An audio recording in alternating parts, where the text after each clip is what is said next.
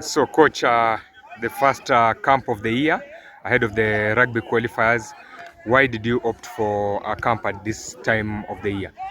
Yeah, look, we don't have a lot of time because obviously the guys are playing Kenya Cup, which I'm glad they're playing. They're looking much stronger and much fitter from the last camp we had before we go to Uganda.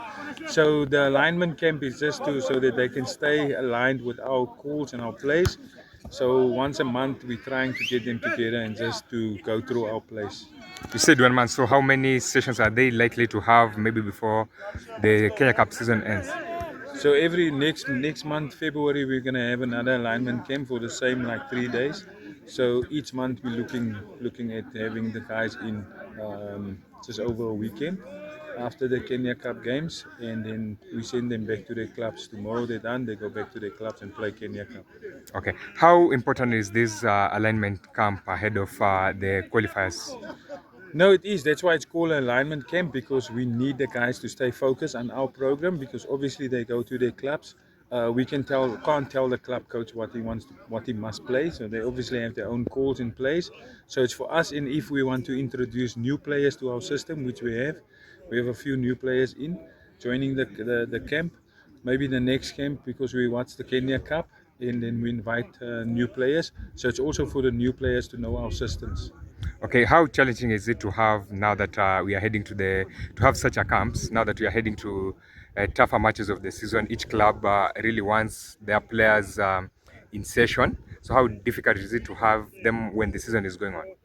Look, it can't be tough for a club, because obviously the players know their calls at their clubs, and the main focus for the Simbas is, and for the nation, is if we don't do well, we're trying to qualify to go to the World Cup.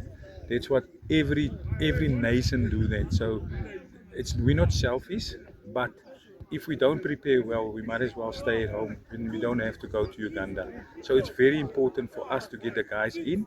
And what we do, we don't kill players here. It's just the technical stuff that we have and the plays that we have. If we bring in one or two new plays, it's mainly walkthroughs, but it's very important for us to get the guys in. And we keep the guys play Kenya Cup. They can play as much games as they want before we leave for Uganda. When their season play, they will play all the games. But it's very important for Kenya as a whole.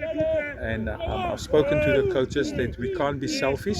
We need the guys to prepare well. Otherwise, we were but crisis management when we go to Uganda. But now we have a lot of time building up to the game in Uganda again. The first game is against Uganda. We know what to expect from them. They know what to expect from us. It's very important for us to prepare well. Okay, finally, the previous years or since COVID, we've seen less foreign-based players, but I think we have a number of good foreign-based players outside there. So, what are there plans to have them on board as we go to the qualifiers this year?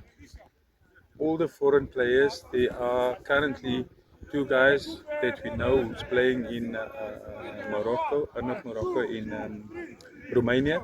So there's also other foreign players in SA who's going to join us. So it's very important for us to get foreign-based players in, and this is players who've been in the Simbas setup.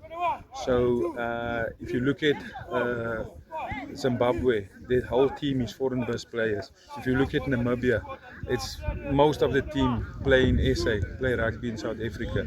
So there's opportunities for foreign-based players, but we 90, I would say 90% of the players are playing in Kenya, because we're fortunate most of the guys play Kenya Cup. A lot of the Zimbabwe don't have a league like we have, and I know Namibia don't have a league like we have. So we're blessed to have all those guys here, and when we have camp, we have 95% of all the guys that we want to play, and they know the system. But foreign-based players, if they're good enough and they're strong enough, we test them and we talk to them. We will definitely include them if they're good enough to play. Okay.